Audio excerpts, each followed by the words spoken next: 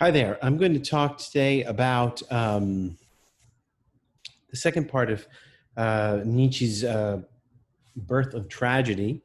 Um, and I'll pick it up with a couple of remarks relating to the first part so we can have a kind of a segue.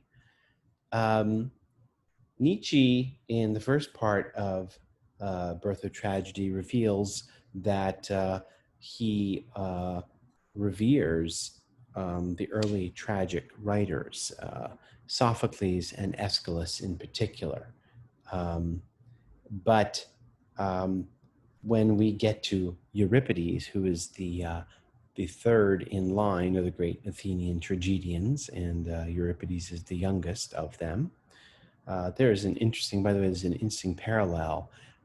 Three great Athenian philosophers, each at a certain point taught the other. Socrates was Plato's tutor, and Plato was Aristotle's tutor. You have a similar parallel with the three great tragedians, Aeschylus being the oldest, then Sophocles, then Euripides.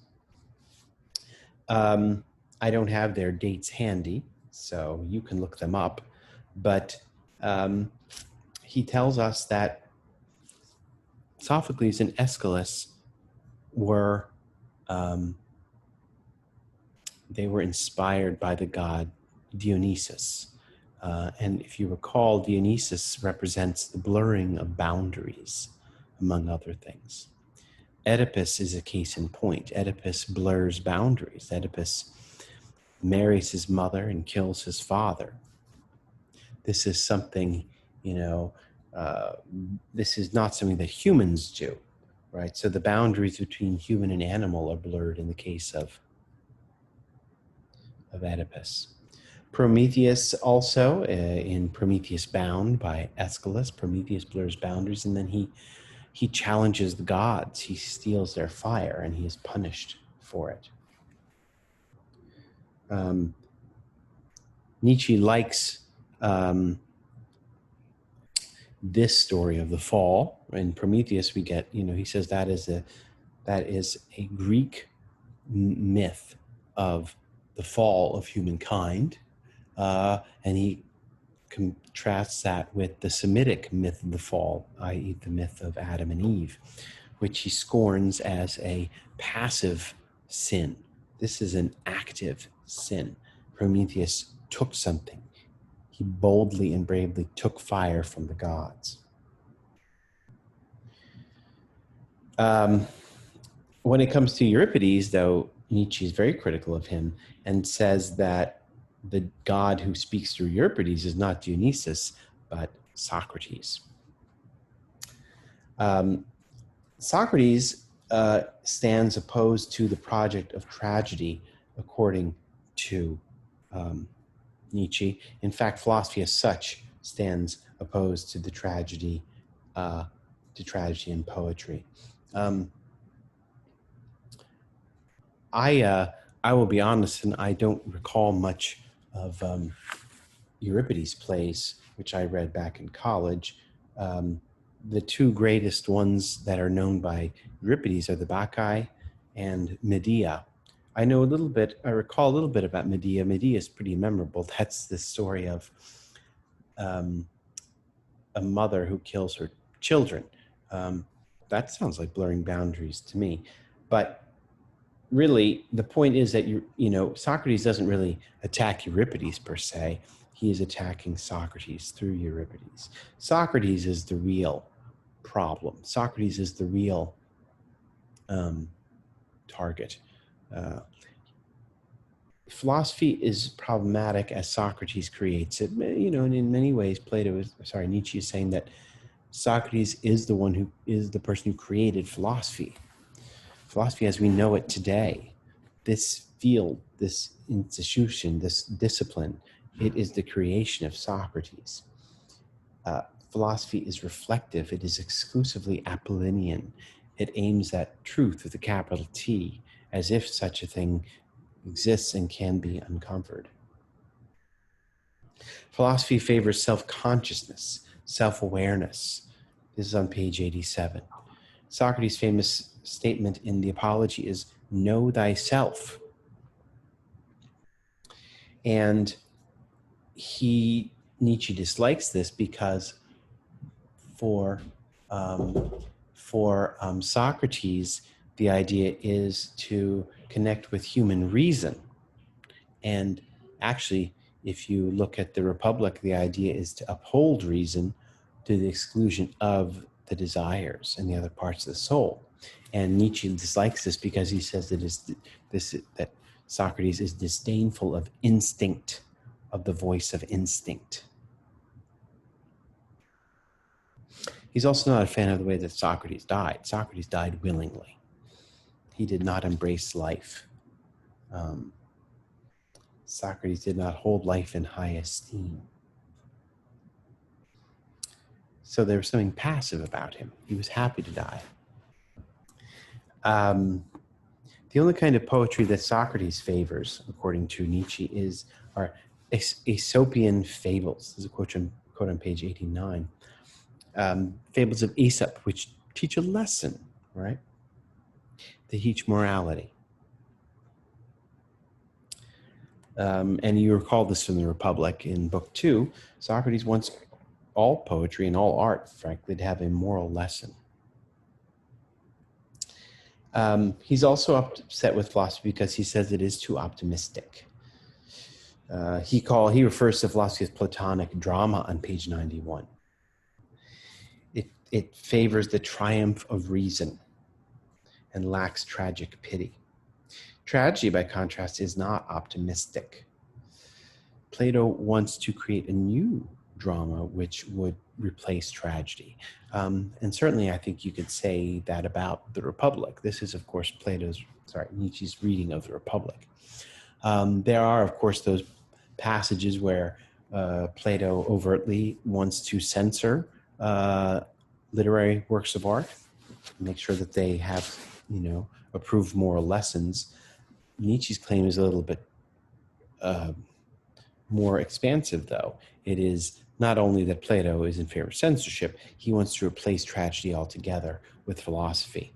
How would that be the case? Well, you'll notice that philosophy is written in Plato's philosophy is written in dialogue form. So that, maybe Nietzsche is reading that as a new art that will replace theater. This is I mentioned to you early on that Birth of Tragedy is a very ambitious work because it is not only about art. Nietzsche writes this at a very young age in German academia, which is very rigorous and detailed. And he comes out swinging with this, hugely polemical work that makes gigantic claims. And the gigantic claim in question is that we, Socratism, as he puts it, is a problem. But Socratism has infected Western culture ever since. And we, 2,000 years later, are dealing with its ravages. And he sees its influence, its harmful influence in Christianity and science. And so let me talk about that for a little bit. What is Socratism? What is this Socratic outlook that endures? He says it's this impetus to pursue truth above all, to behold truth.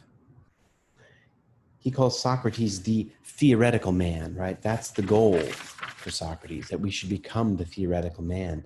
And consider how he characterizes the difference between the theoretical man and the artist.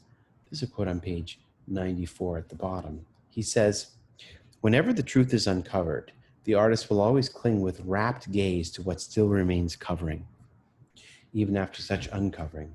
But the theoretical man enjoys and finds satisfaction in the discarded covering, and finds the highest object of his pleasure in the process of an ever happy uncovering that succeeds through his own efforts. The scientist wishes to uncover, the artist is content to cover.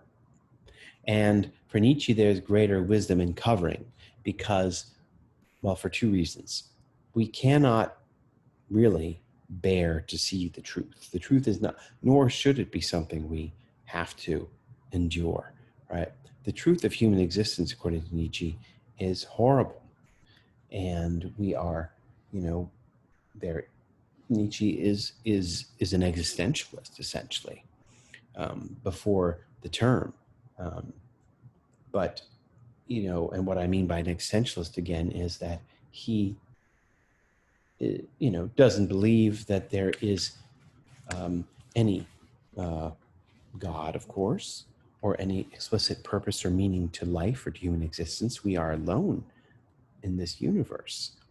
And that is an exceedingly difficult proposition for us to face up to, which he says early on in The Birth of Tragedy, he said it should paralyze us. But we overcome that paralysis by covering through tragedy, through myth. We'll talk about that shortly. So it is, ironically, his point is that science is excessively naive to think that the truth can be beheld. Socrates is the spirit of science, and he says there is a profound illusion underlying this spirit, this outlook. Here's another nice quote on page 95 at the bottom. He says, what is this profound illusion? He says, it is the unshakable faith that thought, using the thread of causality, can penetrate the deepest abysses of being. And that thought is capable not only of knowing being, but even of correcting it, right? The ambitions, think about the ambition of science. This sublime metaphysical illusion accompanies science as an instinct and leads science again and again to its limits, at which it must turn into art, which is really the aim of this mechanism. Science is led again and again to its limits. And when it reaches those limits, it requires art because humanity cannot handle those limits. What are those limits? Well, whenever I read this passage, I'm reminded of Pascal, who is my favorite philosopher, 17th century French Catholic existentialist. Pascal talked about the two infinities. Pascal was a genius in many respects, a genius philosopher, genius theologian, and scientist and mathematician. And so he understood the scientific project very well and its ambitions and its shortcomings. And he talked about these two infinities, and he said there's an infinity within and an infinity without. The infinity without is the infinity of space, the infinite expanse of space. I'm thinking about the Hubble telescope, taking those pictures of black holes, millions of light years away, and relaying them to us, right? We are able to take pictures of the frontiers of the universe. But it is unthinkable of us, it is unthinkable for us to imagine that the universe has an ending, right? There can't be an ending. If there is, the first question would be, what's on the other side of that border of the universe, right? The universe is necessarily infinite, and that is deeply problematic for us to think about as human beings. It's a very anxiety-inducing proposition. Coupled with that, Pascal says there's infinity of small spaces, not only an infinity of expanse, but there's an infinity within. And he understood, he predicted that science would be continually reaching new frontiers also in minuscule particles, right? There are cells, then there are molecules, then there are atoms. And in the atoms, there's the neutron and the electron and the proton. And then there are quarks. And so it goes. And it is equally unthinkable for human reason to understand that there would be an end to this proposition. Because anytime, you know, if we, what it means to be a body is to be divisible. It must be, it is to be divisible. So anytime science uncovers, a very small particle and then would say, what, this is the end? That is, that's the end of the line. This is the definitive, that's what simple means. This is the definitive simple particle that beyond which nothing can be divided. That is equally unthinkable for us and unacceptable. And so Pascal says, imagine we are trapped humans between an infinity within and an infinity without. And this is a truly jarring proposition. This is what science does. This is what science uncovers. Science does not, the point is that science does not answer questions. Science creates questions. It creates questions, and specifically it creates existential questions. It creates problems for us. I might add on to this, that science has an interesting or annoying habit of creating moral dilemmas. I'm thinking in particular of medical ethics. Which I also teach on occasion, we are faced increasingly with all kinds of with conundrums in medical ethics, thanks to technological advances. Cloning and genetic testing, and of course, euthanasia. Every time science makes new discoveries about how to either extend life or how to, for example, help create life, this leads to more and more moral problems. So the general point here is that science, instead of uncovering truth, it is, again, naive in neglecting or ignoring how it propagates questions and existential problems. And in his argument is that science needs art, but science will not accept this or not recognize this. He says on page 96 that myth has to come to the aid of science. Which is not, of course, which is not happening because, and this is the larger point of his critique of Socrates, is that Socrates and Socratism has created an inhospitable atmosphere for myth. Okay. I'm going to say more about that in a minute. But moving on, around page 100, he reveals that music is a very special art form for him. This is of note for us because we dealt with Hegel recently, who said that poetry was the greatest of all art forms. Well, for Nietzsche, it's music. And you'll notice that the book I've bought for this class here, I don't know if this is the book that you're working with, but the second essay is The Case of Wagner. Wagner was an operatic. He wrote operas. That proves that, or that shows that Nietzsche is quite enamored with music, and he has very strong opinions on opera as well, which we'll see in a second. Why music especially tells us that music is the immediate language of the will. It's not reflective, or it transcends reflection. It speaks to us, to our instincts. It speaks to us emotionally. It does not engage us theoretically. That's the ideal with music. I realize that not all music does this, but that's what he thinks is special about music. And so he hopes for a rebirth of tragedy out of music.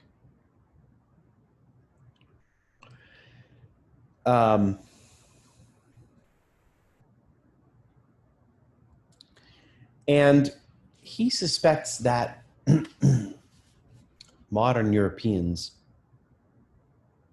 are prepared for this. Not only are we in need of it, but we are prepared for it. He says we grow anxious culturally as we start to divine the limits of the Socratic love of knowledge. That's on page 111. I wonder to what extent he's also anticipating the great crimes that scientific optimism is going to lead to. What I mean is the crimes of the 20th century, where technological innovation would lead to the production of weaponry that could destroy millions of lives and risk destroying the planet as a whole, right?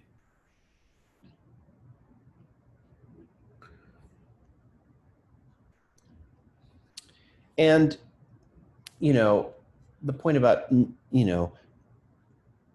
um, art, he says, must provide comfort to the work of science that science uncovers. Um, Normally, when we talk about comfort, we would be talking about religion. But the problem is, he says that we have lost our mythic sensibility. We have lost our mythic appreciation. And for that reason, religion does not provide comfort anymore. He says it is pale and exhausted and scholarly. This is on page 111. It is, religion has become tepid and timid, thoughtful, it's become overly rational, overly contemplative.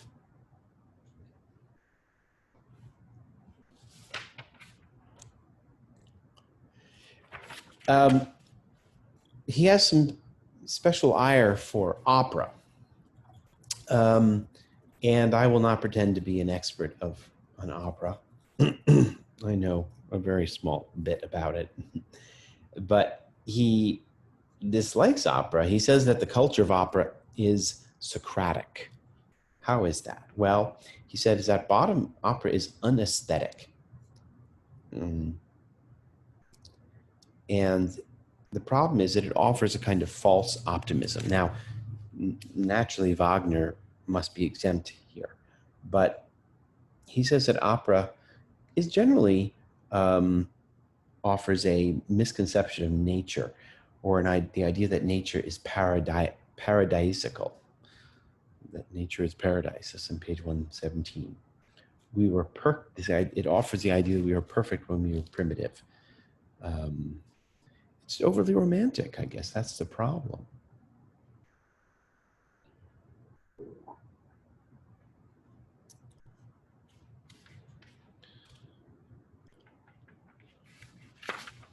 So, about the lack of myth, the fact that we lack myth today is a big problem for Nietzsche.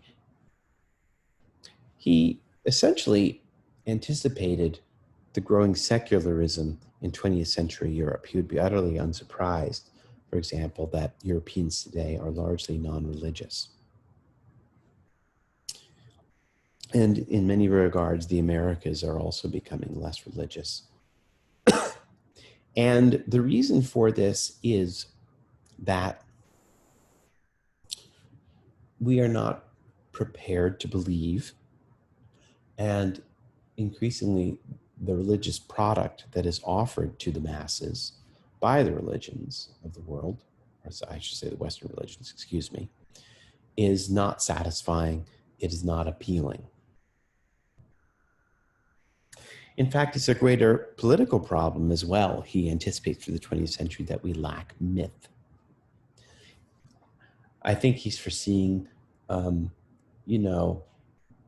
the crises of nationalism and patriotism, which we would see in the 20th century, largely nationalism. Germany in particular is going to end up, cooking up this monstrous nationalism in the 1930s called Nazism, based on its own, pre-Christian myths, or hooking up with pre-Christian German culture, Germanic culture. And Um, this is symptomatic of lacking belief in the enduring myths, um, that would withstand or overcome Nazism. Um, in sum, we suffer from what Nietzsche later is going to say is nihilism. I'm looking now on page 136 where he says that the problem with modern man is that he is mythless. We are mythless. Science calls on us to look at the truth as if we could endure it or face it. And besides that, there is another problem with this, which is that science holds on to the preposterous proposition that it actually can achieve objective truth. One of Nietzsche's more famous ideas, in addition to his claim about nihilism, which I'll expand on in just a second, is something called perspectivism. Nietzsche is going to write about this more at length later. But when he talks about perspectivism, he basically means that, truth can only be held from a specific or from a particular perspective. And that must always be kept in mind. Why is this important? Because it is the pretense of modern science that truth can be attained and seen objectively. And what objective truth means is that it can be seen by you can transcend perspectivism to see it. And Nietzsche thinks that that is an outrageous proposition, outrageous notion. A modern philosopher named Thomas Nagel calls objectivism or objectivity, I should say. He calls it the view from nowhere. That's what it is. To see something objectively, to behold objective truth, is to see it from no single perspective, but to see it from nowhere at all.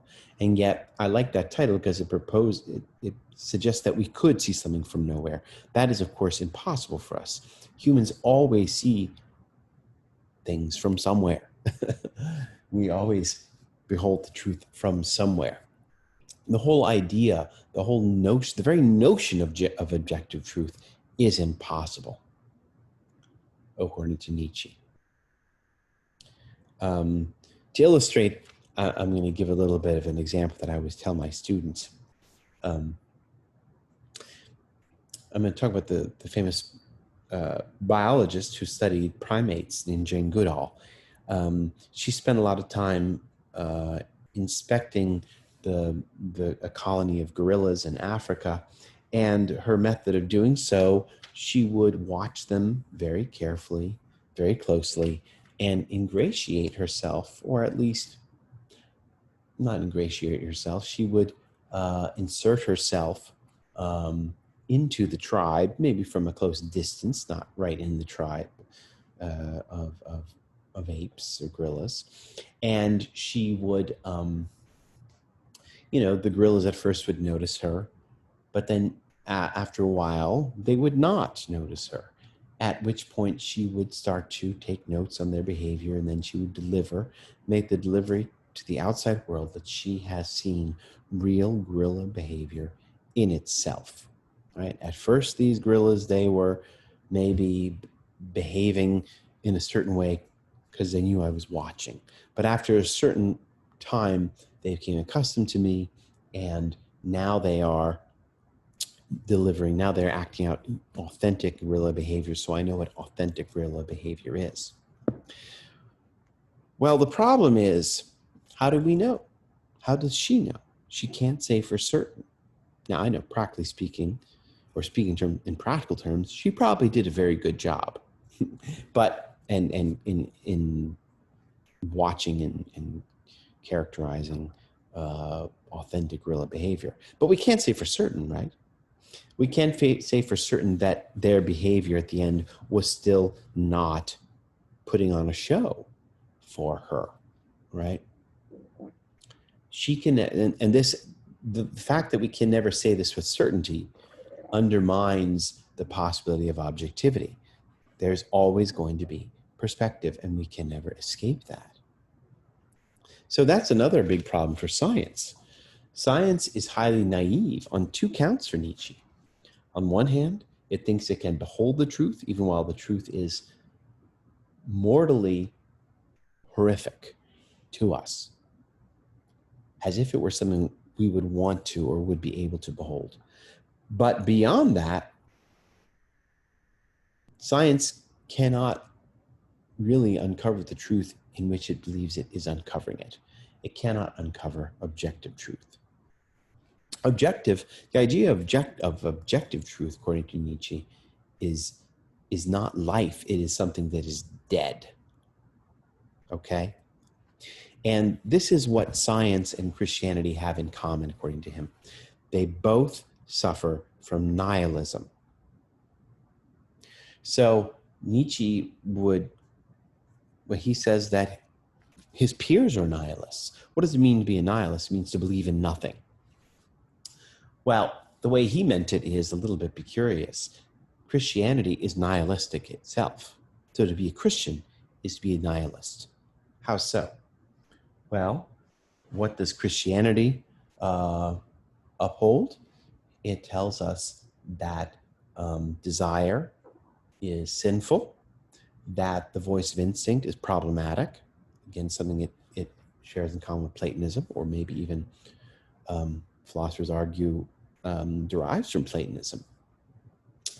And it tells us, for example, that that there is a life to come, that we should put our stock in a life to come. The way Nietzsche is going to put this later, he's going to say that Christianity is anti-life. So Christianity is nihilistic in that regard. Besides the fact that this nihilism is also evident in the fact that it is no longer a vibrant myth. It is a dead myth. It's a myth that no longer inspires people. So what you probably, if you know anything about Nietzsche, you probably know that he said, he has a famous quote in Thus Spake Zarathustra where he says, God is dead. That's a very curious way of putting it, right? He doesn't say God doesn't exist. He says God is dead. What does that mean? It means that the idea of God is dead. The idea of God is no longer a vibrant, inspirational idea. It is a dead idea. It's his way of saying that we don't really believe our own myths anymore. Science is nihilistic because it offers up a false idea or a false notion of truth and fails to grasp the essence of life and our situation here in the cosmos.